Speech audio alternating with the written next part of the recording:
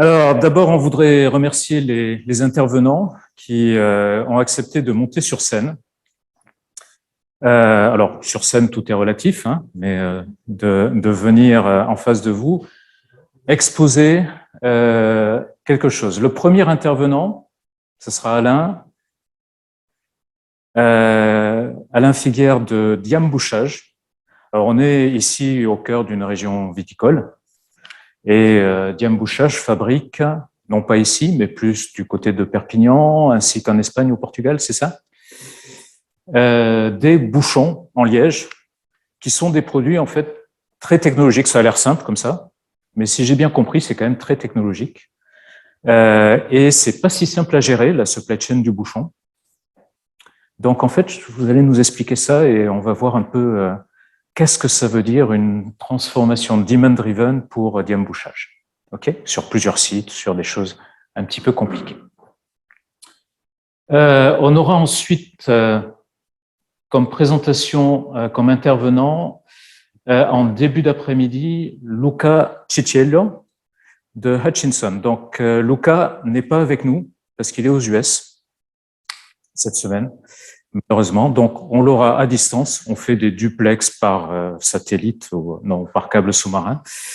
Mais on aura Luca tout à l'heure en début d'après-midi, je me souviens plus exactement de l'horaire. Luca est en charge de la supply chain Hutchinson dans son ensemble, à la fois les sites automobiles et les sites aerospace defense industry. Ils sont dans une démarche de déploiement de DDMRP. On aura un témoignage d'un premier site et puis Luca nous expliquera un petit peu où est-ce qu'ils veulent aller. Nous aurons ensuite, dans l'après-midi, Hassan Ayoun, qui est au Maroc, qui ne s'est pas non plus déplacé aujourd'hui, mais il a mené un projet, il va témoigner d'un projet avec Caroline Mondon, qui a accompagné Hassan dans le déploiement du projet, au moins au démarrage.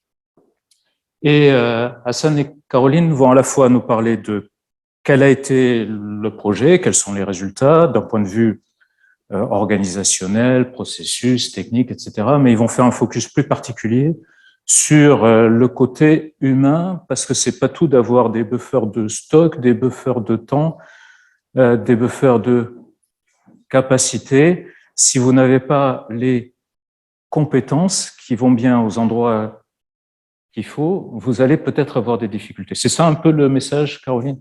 Ok. Donc, ils nous expliqueront un petit peu tout ça et nous expliqueront ce que pratiquement ils ont fait chez Ingelec au Maroc. Nous aurons d'autres conférences entre-temps et ensuite Charles-Antoine de Peugeot Saveur témoignera alors du parcours Demand Driven de Peugeot Saveur. Et c'est un parcours avec des hauts et des bas. Pourquoi? Parce que Peugeot Saveur, c'était sans doute un des premiers projets qu'on a mis en place en France il y a 7 ans. Donc 7 ans, c'est l'âge de raison, peut-être. Mais en 7 ans, dans une entreprise, il se passe plein de choses. Les patrons changent, les supply chain managers changent. À un moment, il n'y en a plus de supply chain manager. On change le système ERP. Enfin, tout ce qui fait la beauté de la vie d'une entreprise en 7 ans. Si vous regardez chacune de vos entreprises, ce qui s'est passé dans les 7 dernières années, il y a sans doute eu un certain nombre d'événements comme ça. Et comment est-ce que tout ça, ça vit? Et comment est-ce que le modèle s'adapte, évolue? Comment est-ce qu'on de temps en temps perd le contrôle, reprend le contrôle? Je pense que ça sera intéressant de voir ce témoignage-là de la part de Charles-Antoine. Et à la fin de la journée, je crois qu'il y a des participants ici. Alors, certains ne sont pas encore arrivés. Féti et Alice de Maco-Pharma arriveront dans la demi-heure qui vient, si tout se passe bien, par rapport à leur plan de déplacement. Mais nous aurons une table ronde à laquelle participeront Nicolas de Michelin. Donc, Nicolas, ça fait combien de temps que tu travailles sur les sujets DD? 4-5 ans. Sur une cinquantaine d'usines, un truc comme ça. Donc, avec des choses qui marchent bien, etc. Donc, on va parler un petit peu de ce qui marche pas. Mako Pharma, donc, qui a déployé sur l'ensemble de leur réseau. C'est intéressant parce qu'il y a de la distribution, des appros, de la prod, avec 3 sites de production, des flux croisés entre 3 sites, etc. Donc, on verra aussi un petit peu leur parcours. Et Figeac Aero, je pense qu'on a quelques personnes de Figeac Aero dans la salle, si je ne m'abuse. Donc, qui partageront aussi leur expérience. Donc, l'objectif, c'est une table ronde. On va poser des questions, à la fois à distance et sur site. Et puis, on essaiera d'en tirer quelques enseignements qui pourraient être utiles pour d'autres entreprises qui se sont lancées, qui vont se lancer, etc. OK pour le programme de la journée. Demain, on va dans l'atelier, dans l'arrière-boutique. Donc, demain matin, nous aurons des ateliers. Alors, malheureusement, on va pas pouvoir assurer un accès à distance parce qu'on s'est dit que ça allait être un peu trop compliqué dans l'organisation de pouvoir à la fois avoir des ateliers où on va interagir et puis débattre sur site tout en ayant des gens qui puissent intervenir à distance. Donc, les ateliers eux-mêmes seront seulement en local. Et puis ensuite, on débriefera avec les participants à distance. Je voudrais remercier l'équipe organisatrice. Donc, il y a beaucoup de stress. Il y a eu quelques stress dans ces derniers jours, on ne va pas se mentir. Et il va continuer à y avoir du stress jusqu'à demain 15h, un truc comme ça. Donc, merci à Victorine, Jean-Baptiste, Charlotte, Thomas, Nicole, Jonathan, Isabelle, Cécile. Les uns et les autres ont participé à l'organisation de cet événement. Et donc, merci à vous tous. Et s'il y a des trucs qui marchent pas très bien, c'est pas très grave, on fait ça à la bonne franquette. Est-ce qu'on est d'accord là-dessus? Super. Du coup, on vous remet ça parce que là, il y a un sondage qui arrive. Donc, on vous laisse le temps soit de vous connecter sur la plateforme et de rentrer le code 960 648, soit de scanner ce QR code qui devrait vous amener directement sur l'événement. Donc, c'est là qu'on voit les gens qui font ça à l'ancienne et qui rentrent, qui saisissent les nombres et les gens qui scannent. Vous pouvez aussi, et vous êtes invités cordialement à le faire à distance, de manière à pouvoir tester que la fonctionnalité de sondage, les questions, tout ça, ça se passe bien. Est-ce qu'on est prêt? Non, alors Bastien n'est pas prêt parce que l'interface c'est pas fini. C'est ça? On est d'accord, on dénonce pas. Ok, donc juste pour savoir d'où vous venez et où est-ce que vous en êtes dans le sujet, que vous soyez sur site ou à distance, on a lancé un petit sondage que vous devriez retrouver sur la plateforme Slido si tout se passe bien. Et vous pouvez répondre sur où en êtes-vous vous-même. Soit vous pratiquez des DMRP avec des DTEC, c'est une bonne idée. Soit vous ne pratiquez pas et vous voulez en savoir plus. Soit vous pratiquez des DMRP avec d'autres solutions. Ouais, c'est bien, c'est un peu moins bien, mais c'est bien.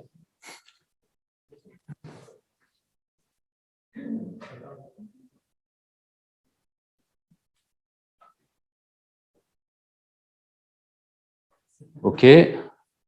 Bon, c'est quasi 50-50, OK. Donc, probablement dans la salle, on a un peu plus de praticiens que à distance, mais on a dans l'audience d'aujourd'hui des participants, d'une part, qui ont une certaine pratique, veulent approfondir cette pratique, veulent enrichir leur modèle, etc. Oula, de plus en plus qui pratiquent des DMRP avec d'autres solutions. Est-ce qu'on a les noms? Ou est-ce que c'est anonyme? Ok, ça marche. Donc, on va essayer à la fois d'apporter des éléments à ceux qui pratiquent et à ceux qui ne pratiquent pas au fil de cette journée. Alors, je pense que quand on passe au slide suivant, ça doit clôturer le sondage. J'en suis pas sûr. Deuxième point, alors on avait fait un petit test, mais C'était, dites-nous en 1 à 3 mots, hein, essayez d'être concis. Si vous mettez 4 mots ou 5 mots, on ne vous dénoncera pas. Mais quelles sont, vous, vos attentes pour cette conférence aujourd'hui et demain, pour ceux qui participent aujourd'hui ou demain? Donc, vous devez avoir la possibilité de saisir quelque chose sur votre téléphone. C'est le cas? Super. Qu'est-ce que c'est moderne?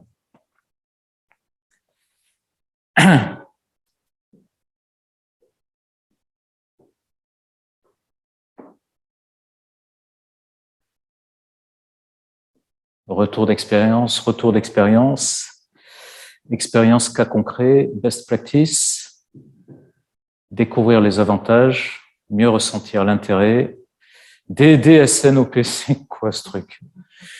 Échanger, réseauter, benchmark,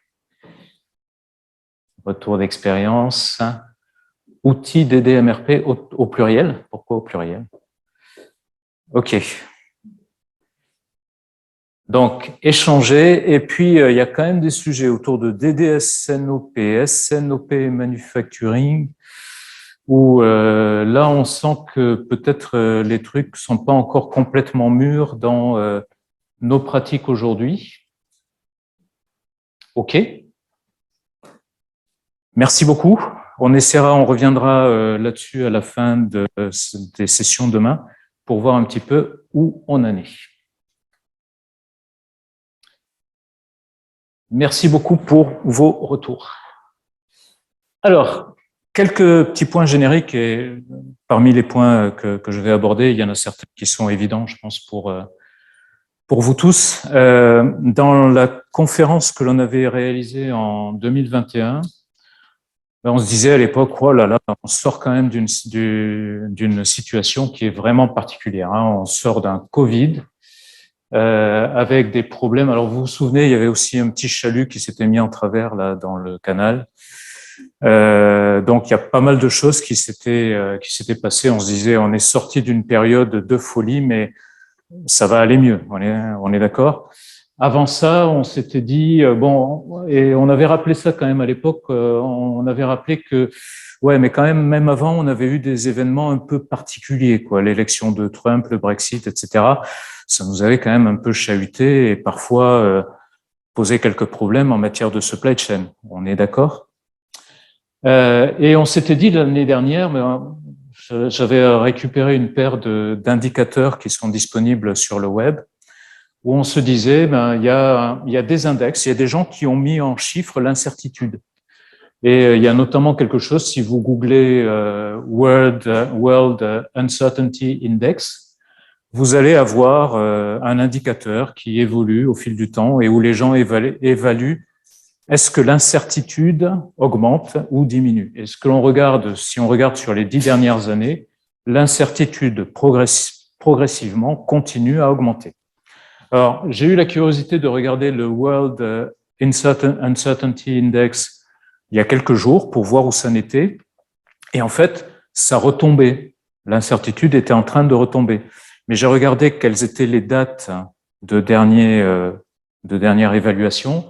Et c'était avant le confinement de Shanghai et avant la guerre en Ukraine. Donc, en fait, je ne sais pas. D'accord?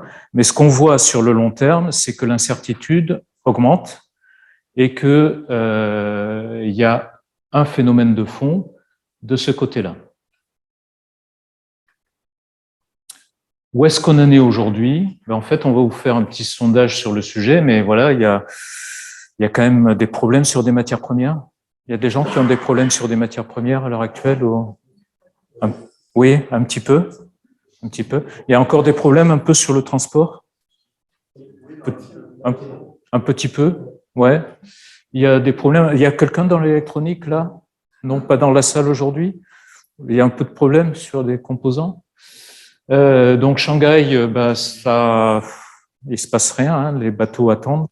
Ok. Et puis il y a une petite guerre en Europe, en Ukraine. Ok. Je ne veux pas vous influencer, mais voilà. Est-ce que c'est clair pour vous comment ça va se développer dans les mois à venir là? entre apocalypse nucléaire et réchauffement climatique où on atteint les limites humaines, on ne sait pas trop, on est d'accord? On va faire juste un petit sondage. Alors, forcément, je vous ai un peu influencé, hein.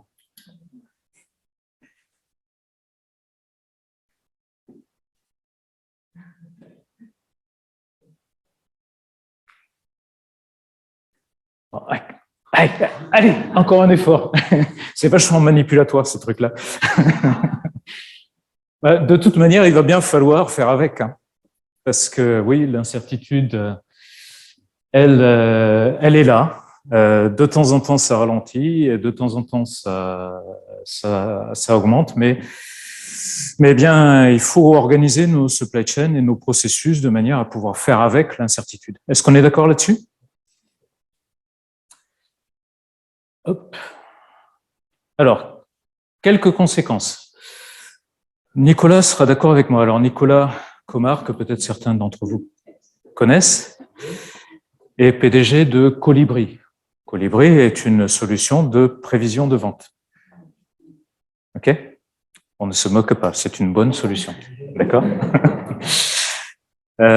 Mais quels que soient les efforts que vous allez mettre dans un processus de prévision et quelle que soit la technologie que vous déployez, et c'est bien d'avoir une bonne collaboration pour capter les informations au bon moment, il n'empêche que la réalité de la demande va différer des prévisions. Et ça, structurellement, c'est quelque chose qui continuera d'évoluer dans ce sens-là. On a structurellement des difficultés et on aura structurellement des difficultés là-dessus. Pourquoi? Parce que qui peut prévoir ce qui se passe dans la tête de Poutine, par exemple? On est d'accord? Nicolas, tu es d'accord? OK. Ce qui veut dire qu'il faut de l'agilité. Mais l'agilité, ça veut dire prendre des décisions le plus tard possible. Ce qui est un peu antinomique. C'est pas ce à quoi on a été élevé, biberonné. Si on est dans la supply chain, on est là pour anticiper, pour prévoir, pour définir charge, capacité dans quelques mois, etc. Mais en réalité, les décisions fermes, on doit les prendre le plus tard possible si on veut prendre les meilleures décisions possibles en fonction de la réelle demande. Et c'est pas quelque chose qui est naturel. Ça demande aussi de la part des planificateurs un lâcher prise et des évolutions dans les modes de pensée et dans les modes de fonctionnement. On a des ressources. À l'heure actuelle, il y a des ressources qui sont contraintes. Ça peut être des ressources de production, des moyens de production, ça peut être des ressources matières. Donc, toute la question, c'est comment je fais pour arriver à allouer mes ressources aux bonnes priorités. Et puis, dans un monde qui évolue rapidement et où on a de l'agilité, ça veut dire qu'on a besoin de prendre des décisions rapides. Et comment est-ce qu'on prend des décisions rapides? On se dit, il y a deux options pour prendre des décisions rapides. D'une part, que les décisions à prendre soient le plus évidentes possible. Alors, on va parler d'intuit-flow. Dans intuit-flow, il y a intuition. Donc, l'intuition, ça ne veut pas dire je prends une décision au doigt mouillé. Ça veut dire j'ai les infos, la visibilité la plus claire de manière à ce que la décision à prendre soit limpide et que je puisse la prendre du coup rapidement. Mais il y a un deuxième aspect aussi pour pouvoir faire des choses rapides, c'est d'automatiser. On va parler à la fois ce matin et cet après-midi d'automatisation parce que c'est un des leviers pour ne pas passer de temps sur les choses qui sont évidentes et qui doivent couler, qui doivent être routinières et vraiment se concentrer sur les exceptions. On a besoin de buffer, on a besoin d'amortir la variabilité et donc ça comprend du stock, du temps et de la capacité. Et bien trop souvent et bien trop longtemps, mais aussi peut-être parce que les solutions étaient encore limitées de ce point de vue-là, on a focalisé sur les stocks et sur les buffers de stock. On verra et on insistera pendant les présentations d'aujourd'hui et les ateliers de demain sur le fait qu'une supply chain, c'est pas seulement constitué de stock, c'est du stock, ce sont des capacités, ce sont des délais. Et donc, si on veut adapter et concevoir une supply chain qui est adaptable au fur et à mesure de l'évolution de la demande, il faut jouer sur ces différents types de mécanismes et sur ces différents buffers. Et l'adaptation doit être au cœur de chaque processus de pilotage. La data, c'est super, mais à condition que ça alimente un processus de décision rapide, mais on a besoin, bien sûr, de processus fondés sur la data. Donc, l'agilité, la résilience sont plus que jamais les mots-clés pour la supply chain. Alors, attention, il va y avoir un petit peu de marketing dans les slides suivants. On va reprendre un peu d'historique de qui on est et d'où on vient. On avait de super logos vachement modernes.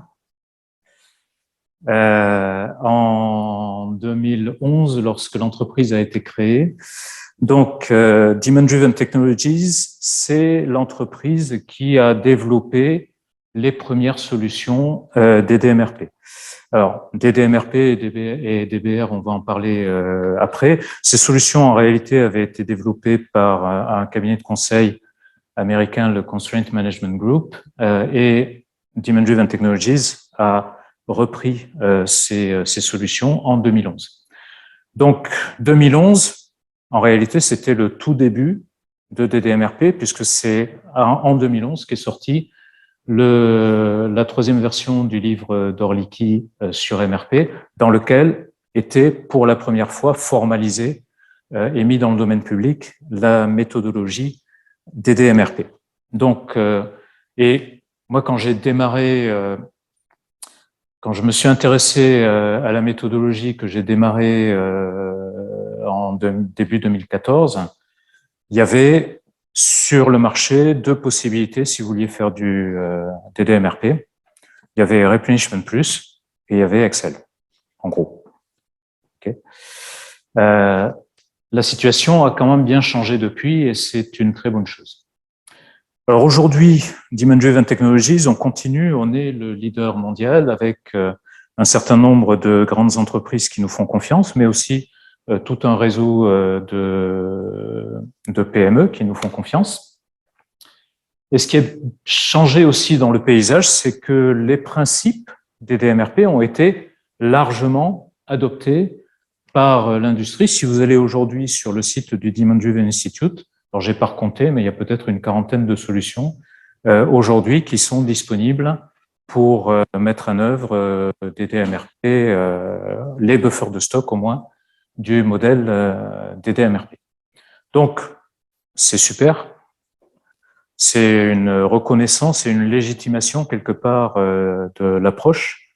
Et clairement, à partir du moment où SAP a introduit et validé quelque part le concept de DDMRP qui avait été introduit par le Demand Driven Institute et par Demand Driven Technologies, ça a permis de faire évoluer le marché, de légitimer la méthodologie, etc.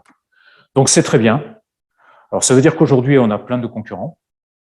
Ok, ça c'est de temps en temps c'est pas simple, hein, parce que voilà, il faut se battre pour sur des marchés, mais en même temps, c'est super parce qu'en fait, ça veut dire que la méthodologie maintenant, c'est plus quelque chose de bizarre, étrange, expérimental sur une autre planète. C'est quelque chose qui est largement adopté, qui évolue au fil du temps, et c'est ça aussi qui est très bien. Et alors sur la conférence US, il y a quelques participants qui disaient en fait aujourd'hui c'est plus risqué de pas essayer de le mettre en place que d'essayer de le mettre en place. Okay. Vous avez plus de risques à rester dans votre modèle conventionnel que d'adopter des DMRP. Il y avait du marketing là-dedans? Oui, ça s'est entendu. Okay.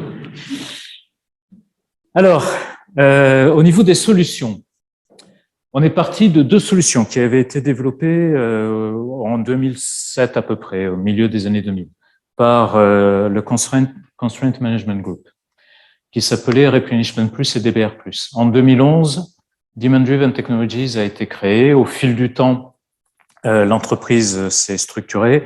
On a mis des logos un peu plus modernes quand même.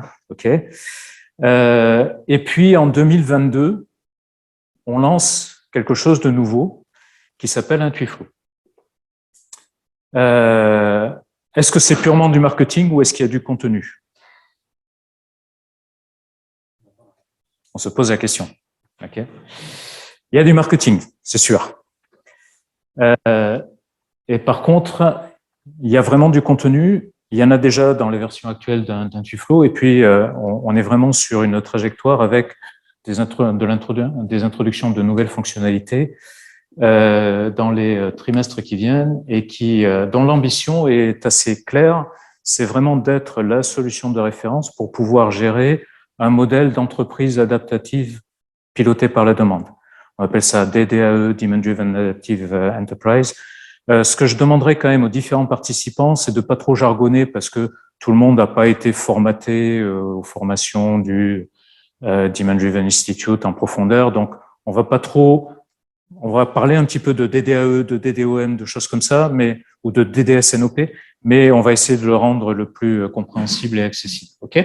Donc aujourd'hui, on introduit une solution qui, d'une part, intègre les fonctionnalités qui étaient auparavant dans Replenishment Plus, c'est-à-dire les buffers de stock, DDMRP à proprement parler, et puis les fonctionnalités qui étaient auparavant dans DBR Plus, qui est fondée sur les principes de la théorie des contraintes.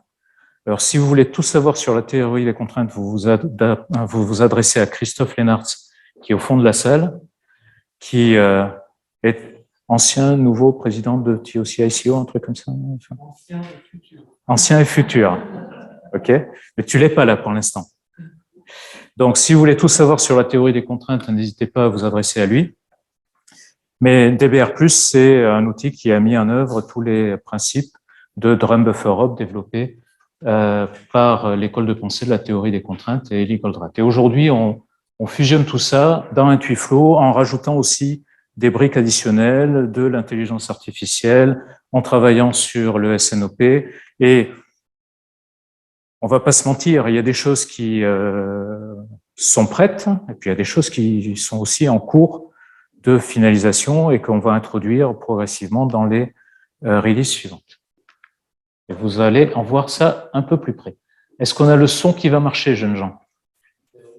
Normalement, ça marche.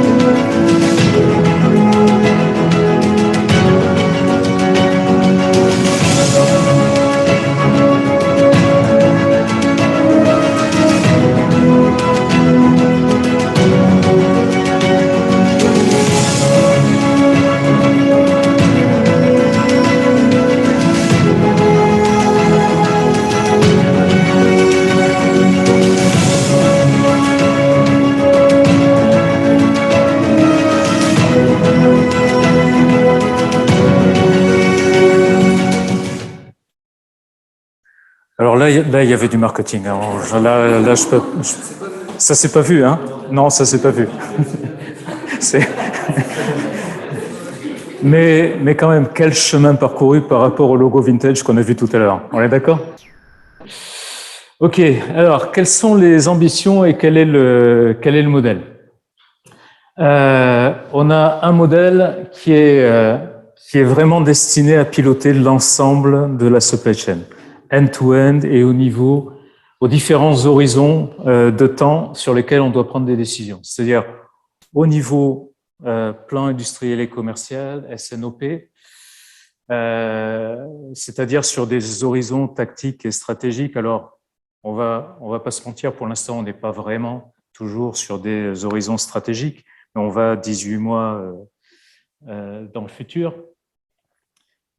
Ce processus alimente un modèle opératoire qu'on appelle dans le jargon le DDoM, qui intègre des mécanismes de réaction à la demande réelle. Donc, quand on reçoit une demande réelle, on va générer des ordres d'achat, des ordres de fabrication, des ordres de distribution, et éventuellement, et en particulier sur la partie manufacturing, on va pouvoir réaliser un ordonnancement à capacité finie sur les contraintes en utilisant les principes de la théorie des contraintes, et on va utiliser une logique d'exécution. Donc ça, c'est le modèle d'ensemble du modèle de pilotage qui est supporté par la suite IntuiFlow.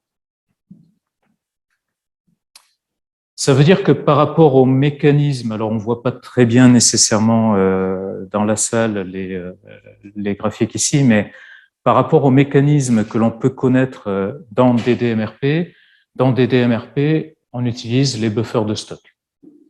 Et c'est tout. Dans IntuiFlow, on va alimenter un modèle complet.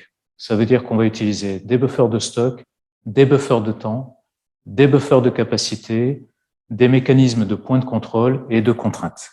Ça va être particulièrement important quand on est dans un environnement de production, de manufacturing, où c'est pas tout de se dire on doit réapprovisionner, encore faut-il qu'on ait la capacité que quand on lance un OF, il puisse traverser l'ensemble du flux rapidement, etc. Ouais. On viendra cet après-midi, on aura une session particulièrement dédiée à ces aspects-là, de charge-capacité, de comment est-ce qu'on aligne les flux de matière par rapport aux capacités de notre modèle. Alors peut-être on va, ouais, c'est ça, bouger l'incrustation, sinon on voit pas le texte. Alors, les caractéristiques que l'on essaye de suivre et les solutions qu'on propose, en gros, on essaye déjà de traiter un problème qui est la complexité. Et cette image-là, c'est une image qui est chère à notre PDG, à Eric Bush. Il dit, en fait, aujourd'hui, souvent, un ERP, ça ressemble à ce qu'était la cabine Apollo quand on allait sur la Lune. C'était beaucoup de switch et en réalité, les comment on dit, cosmonautes ou astronautes? Cosmonautes? En réalité, ils faisaient partie de l'ordinateur, c'est-à-dire qu'ils devaient suivre des séquences. Comme les puissances de calcul étaient faibles à l'époque, ils devaient, dans certaines phases, switcher, basculer des interrupteurs, suivre des séquences opératoires. Aujourd'hui, on est sur du SpaceX. Quand on compare les deux, SpaceX envoie dans l'espace des civils. OK? C'est tout automatisé et ils reviennent sains et saufs. Enfin, OK? Oui. OK. Donc, quand même, ça veut dire que on sait faire ça et en même temps, dans nos usines, on a des ruptures. C'est bizarre, non? Il y a quelque chose. Ou alors peut-être que nos usines, c'est pas totalement scientifique. Une supply chain, c'est probablement pas totalement scientifique. Et là, c'est peut-être un peu plus scientifique, encore que. J'imagine que quand on envoie des choses dans l'espace, il y a plein d'aléas qui peuvent intervenir. OK? Donc, l'idée, c'est comment est-ce qu'on peut proposer des solutions qui permettent effectivement de simplifier les choses, d'automatiser et de sécuriser. Dans les caractéristiques d'IntuiFlow, et on verra ça en action, notamment plus particulièrement dans les ateliers demain, mais un petit peu aussi cet après-midi, on est sur du flux tiré end-to-end. Donc, ça veut dire que on gère les flux sur l'ensemble de l'entreprise, distribution, production, approvisionnement. Avec des DMRP, on va générer les ordres, on génère l'ordonnancement et l'exécution, on a une visibilité sur l'ensemble des sites et on a de plus en plus d'entreprises qui utilisent nos solutions d'un bout à l'autre et sur une multitude de sites. Et on aligne les flux matières et la charge capacité. On descend aussi au niveau de l'atelier. Et ça, c'est un peu nouveau puisque c'était une caractéristique de DBR+, qui maintenant est complètement intégrée dans la plateforme Intuiflow, qui permet d'aligner l'exécution, l'ordonnancement et l'exécution dans l'atelier sur la logique de flux tiré des DMRP et qui permet aussi de digitaliser ce processus-là, de ne plus travailler avec des tableaux Kanban ou des Junka physiques, mais de mettre en œuvre un mode de pilotage digital pour les étapes de fabrication et l'organisation de l'atelier. On intègre dans Intuiflow aussi de l'intelligence artificielle. Alors, c'est pas le cas encore dans la version 1.4 qui est actuellement déployée. La version 2, qui est en cours de finalisation, intégrera déjà ce retour-là d'intelligence artificielle et je vous expliquerai demain quelle est l'approche que l'on a eue. En fait, on n'utilise pas l'intelligence artificielle pour faire de la prédiction sur la demande. On utilise l'intelligence artificielle pour dimensionner les buffers de manière robuste. C'est essentiellement ça, simplifier la mise en œuvre du modèle et les dimensionner de manière robuste compte tenu de leur signal de demande. Et on verra ça demain. Toujours basé sur la demande, pardon.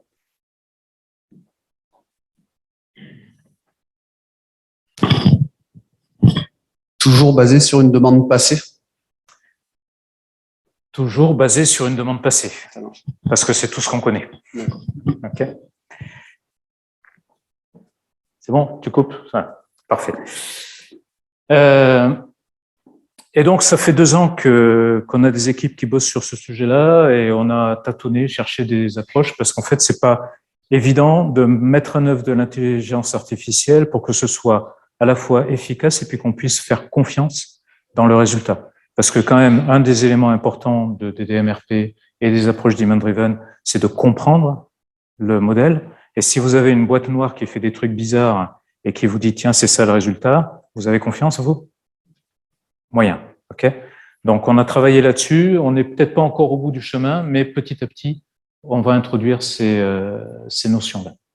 Et puis, on travaille sur le SNOP. Alors, on a aujourd'hui un certain nombre de choses qui sont possibles. On n'est pas encore satisfait d'où on en est et on va en parler notamment demain, mais un petit peu cet après-midi. Aujourd'hui, on arrive à faire des choses, mais il y a encore du travail et on compte sur des projets avec certains d'entre vous pour progresser de ce côté-là. Hop. Alors, notre ambition, et je crois que ça, on arrive presque au bout, non, des slides, là, c'est ça? Notre ambition, c'est continuer à innover dans la méthodologie et dans les outils. On était les précurseurs et notre ambition, c'est toujours d'être en avance sur les approches et les outils. On est aujourd'hui, je pense, parmi les rares, si ce n'est la seule solution à être approuvée à la fois DDSNOP, DDOM et DDMRP par le Demand Driven Institute. Et on essaye d'aller au-delà et d'introduire chaque trimestre des innovations méthodologiques et dans les solutions. Ce qu'on cherche aussi à faire, et c'est vraiment important, c'est que même si on rajoute des fonctionnalités, que pour les utilisateurs finaux, les choses soient intuitives, claires, que les écrans ne soient pas trop chargés, que voilà, qu'on ait une visibilité. Ça a été une force de nos solutions ou de Replenishment Plus au moins dès le départ, et il faut continuer, persévérer. Et je peux vous assurer qu'au fur et à mesure des demandes des clients qui voudraient un peu de ceci, un peu de cela, est-ce qu'on pourrait mettre un switch, etc. C'est de temps en temps une bataille de garder le truc simple. Parce qu'en réalité, on a tendance à surcomplexifier et on pense que quand la supply chain est complexe, quand le monde est complexe, on a besoin de simplicité. Notre objectif, c'est de vous aider à vous adapter, à obtenir des résultats rapides et pérennes et apporter de la simplicité, de l'intuition dans un mode complexe. L'automatisation n'est pas vraiment en fonction de la nature des entreprises, de la maturité, etc. On rencontre des entreprises qui arrivent à atteindre un bon niveau d'automatisation, mais il y a un certain nombre d'entreprises qui sont encore très réticentes sur le sujet. Et donc, je pense que ça fait partie des apports que l'on doit avoir de permettre un certain niveau d'automatisation et de faire en sorte que l'énergie de nos planificateurs soit vraiment concentrée sur la gestion d'exception. Alors, quelques nouveautés récentes qui ont été introduites par Intuiflow. Là, je m'adresse plus particulièrement à nos utilisateurs actuels. Donc, dans Intuiflow, vous pouvez gérer plusieurs sites de par le monde. Donc, si vous avez une instance dans laquelle vous avez 50 ou 100 usines, vous pouvez gérer les réglages de chacun des sites indépendamment avec un fuseau horaire différent, avec des réglages spécifiques sur tel ou tel paramétrage du site, etc. Je ne vous cache pas que ça a été un cauchemar d'un point de vue de développement, parce que ça a nécessité une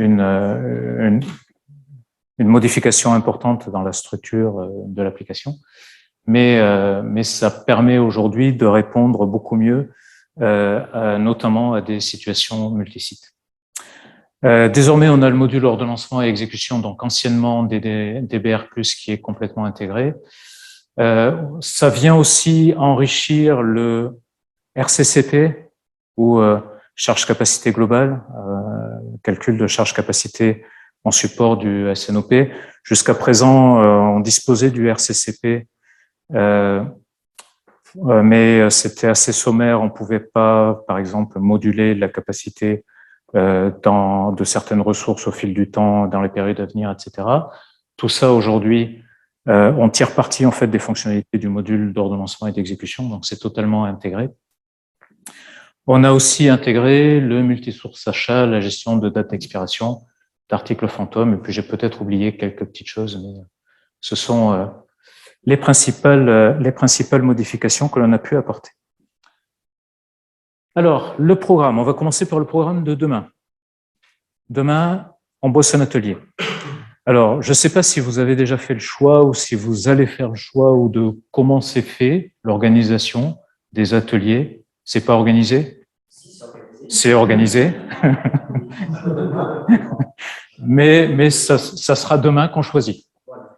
Et si quelqu'un veut aller dans un atelier où il y a plein de monde et l'autre, il n'y a personne, d'office, on dit tu vas là. C'est OK, ça marche.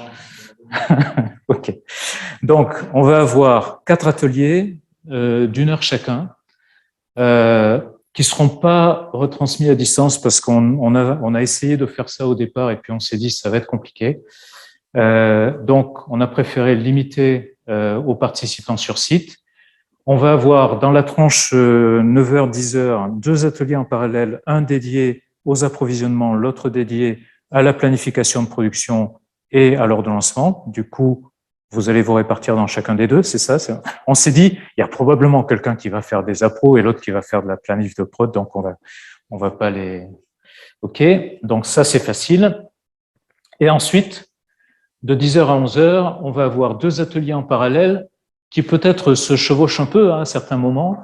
Un qui est vraiment lié à toute l'analyse de données, la business intelligence. Et quand je fais, par exemple, du DDSNOP, je regarde ma performance passée, j'essaye d'identifier quels sont les buffer qui se comporte mal, ce que je dois améliorer dans mon réglage, etc. Donc, tout cet aspect de business intelligence et de data, d'analyse de data, avec une situation actuelle et puis des perspectives où on va continuer à développer ces éléments-là. Et puis un deuxième atelier qui sera davantage SNOP. Okay. Vous savez déjà où vous allez aller? À peu près? Ok. Et puis de 11h à 12h, alors chaque atelier, l'objectif, c'est on fera une intro. Donc l'un d'entre nous, par exemple sur le data, Isabelle va expliquer, tiens, voilà ce qu'on a aujourd'hui, ce qu'on sait faire, ce qu'on ne sait pas faire. Cette intro, donc on va essayer de la limiter à une demi-heure au maxi, mais de manière à partager déjà les fonctionnalités, où est-ce qu'on en est. Et puis une demi-heure d'échange. Et vous êtes priés de nous challenger, il n'y a pas de problème. Enfin, on est là pour ça, on est là pour progresser tous ensemble. Okay. Ensuite, on ne sait pas trop comment, mais de 11h à midi, on mettra en commun les ateliers. Là, on ouvrira la connexion à distance, on va dire un quart d'heure chacun. Donc peut-être dans chaque atelier, il faudra que vous désigniez quelqu'un qui va dire qu'est-ce que vous avez fait, quoi. Et puis, ouais, un truc comme ça. Il y a des consultants dans la salle qui savent animer ce genre de choses. Allez, je vois qu'il y a déjà il y a des gens qui sont en train de candidater. Ok. Et ensuite, pour conclure, on aura une présentation de la roadmap produit, et puis on clôturera la conférence en revenant un petit peu sur vos attentes et sur comment ça s'est passé. 22, on avait prévu jusqu'à 30, c'est ça? Donc, il nous reste à voir le programme d'aujourd'hui. Et puis, s'il y a des questions, d'ores et déjà, soit en ligne, soit dans la salle. Donc, n'hésitez pas aussi à poser les questions via Slido au besoin. Donc, on vient de faire la conférence d'ouverture. Nous allons avoir Alain, qui va monter sur scène dans quelques minutes, dans 8 minutes précisément, pour nous expliquer diembouchage. Ensuite, on fera une interruption de 12h30 à 13h45. Donc, 13h35, on va commencer à battre le rappel, revenez en salle, tout ça, tout ça. Non, on a un quart d'heure de buffer, là. Ok, c'est bon. Donc, à 14h, Luca Cicciello nous rejoindra. Et pour témoigner de Hutchinson, puis on verra une petite vidéo aussi qu'ils ont réalisée en interne sur le sujet. Ensuite, on va aborder un sujet de charge-capacité. Comment est-ce qu'on pilote la charge-capacité dans un modèle demand-driven? Alors, pour l'industrie 4.0, ça, c'est pour que les gens s'inscrivent. Mais bon, ok. Ensuite, nous aurons Angelek, Hassan et Caroline qui interviendront là-dessus. Peugeot Saveur, et puis table ronde. Et puis ensuite, pour les gens qui sont sur site, on a proposé des activités pour ce soir, si vous le souhaitez. Donc, vous nous direz où ils se sont déjà exprimés ou pas. Ils se sont déjà exprimés. Donc, en fait, on ne peut plus changer de choix, c'est ça? Ok, ça marche. Est-ce qu'il y a des questions à ce stade sur le déroulement de la conférence, sur les messages, etc.? Non, il n'y a pas de questions. Il y a eu trop de marketing jusque-là. Et là, maintenant, on va passer dans le concret, dans des vrais gens. Donc, Alain, je te propose de me rejoindre. On va t'équiper d'un micro.